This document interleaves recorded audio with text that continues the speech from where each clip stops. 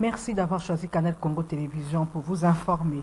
Célébration ce 3 mai 2023 de la Journée mondiale de la liberté de la presse. Une journée placée sous le thème « Façonner un avenir de droit, la liberté d'expression comme moteur de tous les autres droits de l'homme ».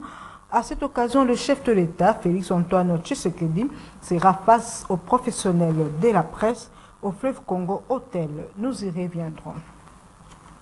Le Front des Congolais pour la sauvegarde de l'intégrité territoriale de la RDC s'insurge à l'audit du fichier électoral par l'Organisation internationale de la francophonie.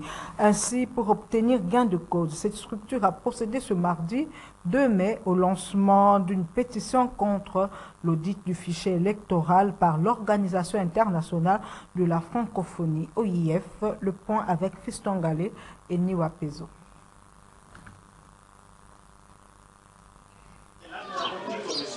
L'ego est donné pour dire non à l'audit du fichier électoral par l'Organisation internationale de la francophonie et toute autre structure étrangère. Le Front des Congolais pour la sauvegarde de l'intégrité territoriale de la RDC, très engagé quant à ce, vient de lancer officiellement la pétition pouvant recueillir les signatures pour obtenir gain de cause ce mardi 2 mai au cours de cette rencontre. Les raisons de cette pétition ont été dévoilées par Jonas Tchombela, président du dit Front. L'audit de ce fichier, nous n'allons plus permettre à ce qu'il soit organisé par l'OIF ou toute autre institution étrangère, parce qu'il s'agit de données stratégiques. Vous le savez aussi tous, l'OIF, dont la RDC, notre pays, votre pays, est membre de cette organisation, n'a jamais bronché, n'a jamais condamné l'agression barbare avec plus de 12 millions de Congolais qui sont morts. Vous savez aussi ça. Nous avons 12 millions de Congolais qui sont morts. L'OIF, vous le savez tous, est dirigé par une ancienne ministre des Affaires étrangères. Elle qui a participé à la mise en place d'une politique de la déstabilisation de la RDC, c'est elle qu'on va encore confier la mission. Et nous avons appris même que dans la délégation de l'OIF qui est déjà à Kinshasa, il y a un Rwandais dedans. Vous comprenez déjà les dangers qui nous guettent. Ils peuvent injecter des virus sur le fichier, les dire que c'est un fichier corrompu, il faut repartir à zéro. Ils peuvent trafiquer nos données, les prendre, aller en faire autre chose. Les pétitionnaires cherchent à écarter l'OIF de l'audit du fichier électoral. Ce n'est pas le cas pour l'expertise congolaise ou africaine sur la matière. Nous estimons, pour toutes ces raisons-là, nous ne pouvons pas laisser les données stratégiques des citoyens congolais à la portée de n'importe qui. C'est pourquoi nous pensons que l'expertise nationale, même africaine, est possible. La démarche des pétitionnaires n'est pas politique, mais plutôt citoyenne, assurent ces derniers qui ont promis d'entamer dès ce mardi des contacts avec les autorités congolaises, celles de la CENI en premier. Notez que les fiches de cette pétition seront envoyées dans toutes les... Après son lancement, le Front des Congolais pour la sauvegarde de l'intégrité de la RDC est allé s'entretenir avec le bureau du président de la CENI, Denis Kadima, auprès de qui cette structure de la société civile a plaidé pour une expertise locale au sujet de l'audit externe du fichier électoral. Denis Kadima s'est également entretenu avec un groupe de professeurs de l'université de Kinshasa. Suivez les détails avec Nadine Chochigombo. Assisté du rapporteur adjoint Paul Mouindo Moulemberi et du questeur adjoint Madame Sylvie Birembano, le président de la centrale électorale s'est entretenu avec une délégation du Front des Congolais pour la sauvegarde de l'intégrité de la RDC. Les coordonnateurs et porte-parole de cette organisation de la société civile, regroupant les forces vives et sociales du pays, des mouvements des femmes, des jeunes, des personnes vivant avec handicap, Jonas Tchombela, en fait la restitution. Des organisations de la société civile, de forces vives, de forces sociales, de mouvements de jeunes, de femmes, des personnes avec handicap. Nous sommes constitués en une synergie pour parler de l'intégrité de la RDC et de l'intangibilité de ses frontières.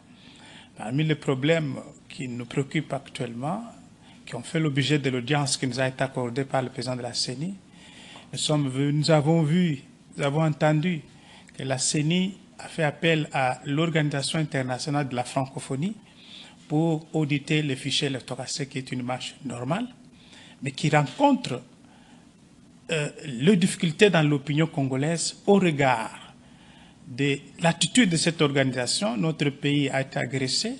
Cette organisation n'a jamais bronché. Le silence était total. Elle était indifférente. Cette organisation est dirigée actuellement par une ancienne ministre des Affaires étrangères rwandais, pays déstabilisateur de notre pays. Comment voulez-vous, à ce stade, remettre les données stratégiques du peuple congolais à une organisation qui a une personnalité dangereuse à son sein? Nous sommes venus attirer l'attention des leaderships de la CENI du fait que le peuple congolais n'est pas prêt à accepter l'audit du fichier électoral par l'OIF et d'autres organisations étrangères. Parce que nous estimons que l'expertise locale est possible. Dans ces comptants, le numéro 1 de la centrale électorale a conféré avec une délégation du regroupement des 8 centres de recherche rattachés à l'université de Kinshasa qui a une expertise en matière électorale. Cette équipe était venue auprès du bureau de la Commission électorale nationale indépendante pour lui montrer sa disponibilité pour l'audit du fichier électoral.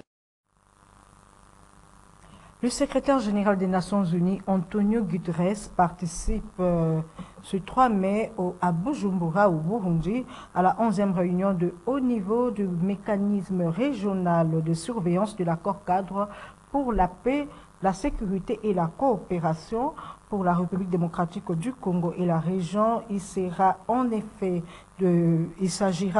de faire le point sur les progrès et les difficultés dans la mise en œuvre de l'accord signé à Addis Abeba il y a 10 ans. Les échanges porteront également sur la mise en œuvre des accords de Luanda et de Nairobi relatifs au retrait du M23 et au processus de désescalade dans le rapport entre Félix Tshisekedi et Paul Kagame. Parlant encore de la sortie officielle de l'Union sacrée de la Nation, quelques membres du mouvement de libération du Congo ont salué la réussite de ce grand événement. On les écoute au micro de Georges Libengue. Sortie officielle de l'Union sacrée, les journée historique pour la Bana Mboka. Bana Mboka basangani pour relever les défis et puis les problèmes où ils ont rongé la République démocratique du Congo. Il y a un MLC, le parti nyonso et lelo nakati ya lisanga ya bana nyonso ya Congo nakati ya Union sacrée. Alors Union sacrée za plateforme et oyo les opérations espoir na peuple congolais, notamment par rapport à la stabilité économique, notamment par rapport à la sécurité na est. Komoni lelo Congo ezotali la président national et mouvement d'opération du Congo oyo azwi charge munene pour relever défis na est. Et longo na baninga ya ba parti mosusu oyo toza lelo awa parti eza na pouvoir de tosangani pour kolakisa na biso bato officiellement qui toza bomoko pour relever défis que longo na président de la République Félix Antoine Tshisekedi. Ndenge président na biso national Jean-Pierre Bemba Gombo abwaka kimbela na yango nde toye pour la sortie officielle. Tozali ebele. Vraiment tosepeli mingi na pesi vraiment longonya pour la président na biso national. Rendons-nous dans la commune de Lansele, sur l'avenue Pongo numéro 3, siège de l'orphelinat Mona Charité. Sa présidente Mona Ngoto a partagé un repas de cœur avec les enfants ayant perdu leurs parents, occasion pour elle d'appeler au soutien des personnes de bonne volonté pour leur venir en aide. Reportage Gisèle Toko et Yves Lechoni. La religion pure et sans tache devant Dieu notre Père consiste à s'occuper des orphelins et des veuves dans leur détresse. Un passage biblique qui ne laisse indifférents les cœurs sensibles et généreux. Mona Ngoto en fait partie, une dame pleine de compassion et de générosité, femme au grand cœur qui prend en charge 30 orphelins qu'elle héberge, ici au numéro 13 de l'avenue Pongo, dans la commune de Lansele, siège de l'orphelinat Mona Charité. La distance qui sépare sa résidence en Europe et l'orphelinat ne lui empêche pas de prendre l'avion pour rendre visite à ses enfants sans parents. C'est avec enthousiasme qu'elle a été accueillie ce jour par ses orphelins.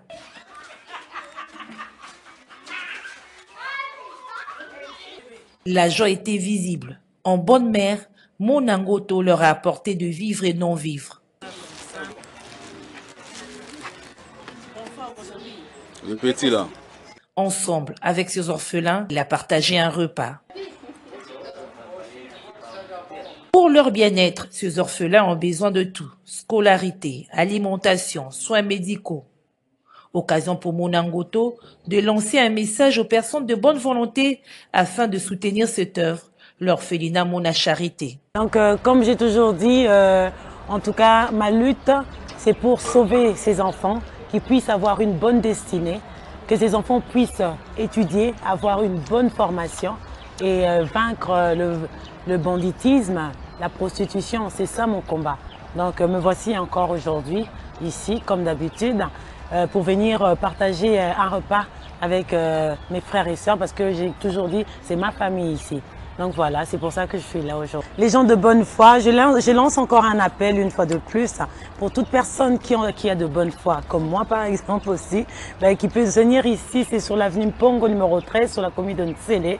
On est à Kinkole ici, donc c'est une orphelinat qui contient plus de 30 enfants. Ils sont enchantés de vous recevoir.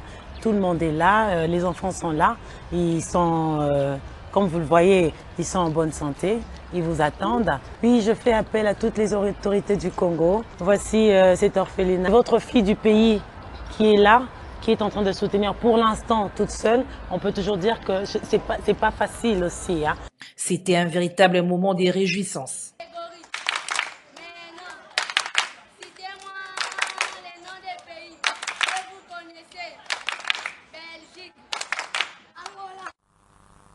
Et puis le quartier Mbala dans la commune de Selembao est menacé de disparition par une érosion qui progresse à pas de géant. Certaines parcelles ont déjà été englouties, d'où ce cri de détresse de la population à l'endroit des autorités. Reportage d'Orcas Vani. Le quartier Mbala dans la commune de Selembao, à quelques mètres de l'arrêt Zappé, est sur la route nationale numéro 1 et en voie de disparition. Une érosion de plus de 5 mètres de profondeur menace de couper en deux la 6e et la 5e rue dans cette partie de la ville. Une situation qui inquiète au plus haut niveau les populations riveraines qui vivent dans l'incertitude. Certaines parmi elles ont vu leurs parcelles être emportées par l'érosion et d'autres sont sans abri.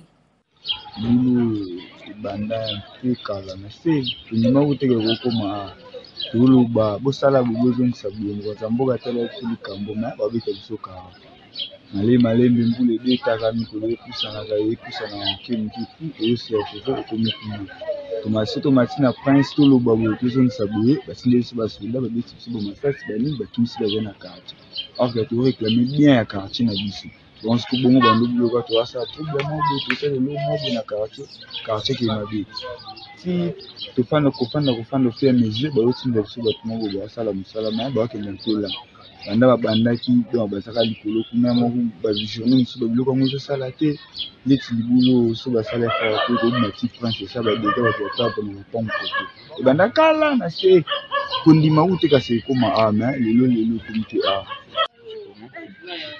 awa toza na quartier Mbala précisément na commune ya Selembao eza na érosion oyo eza kolekisa quartier ebikisa quartier tala bandako kuta eza disparition bato balongwe en tout cas les gens souffrent vraiment ezoyoka mawa mai eza te mai ebebisi mai courant tala bafoto asinel nde koyikoyi atuka vraiment tokosenga na gouvernement. Cette érosion mérite l'attention particulière de la part des autorités. Mieux vaut prévenir que guérir. 2 mai, journée mondiale de l'asthme, qui est une inflammation des bronches qui entraîne des difficultés respiratoires. Quelle est donc l'origine de cette maladie? Comment l'éviter et comment la traiter? Tentative de réponse dans cet élément que nous propose Naomi Kabengele. L'asthme est une maladie qui affecte les poumons, une inflammation de bronches qui entraîne des difficultés pour respirer. Il s'agit d'une des maladies chroniques les plus fréquentes chez les enfants, mais les adultes peuvent en avoir également. En effet, certaines particules présentes dans l'air, comme la poussière, le pollen ou la fumée du tabac, par exemple, irritent le muscle très fin qui actionne les bronches et les font enfler. Du mucus se forme dans le poumon pour les protéger et c'est ce qui déclenche la crise d'asthme. Elle s'est traduite par de la toux, des sifflements, voire dans les cas les plus graves, l'impossibilité de respirer. Comme l'explique Dr Stéphane Massamba du centre de santé Maman Célina. Ces substances peuvent être de gaz, peuvent être de pollen, de végétaux, peuvent être de virus. Ces substances-là entraînent l'inflammation au niveau de bronches. L'asthme bronchique peut être soit curable, soit incurable. Parce que c'est une maladie qui se manifeste à l'enfance et au fil des années, chez certaines personnes. À ces jours, il n'existe pas de traitement définitif. Les seules solutions sont de traiter les crises dans l'urgence à l'aide d'inhalateurs type ventoline pour dilater les bronches, auxquelles s'ajoutent des cures de fond à base de concoccoïdes qui permettent de désensibiliser les poumons et de retarder les déclenchements de nouvelles crises. Et c'est par ici que nous bouclons complètement ce journal sur Canal Congo Télévision. Merci à vous tous de l'avoir suivi.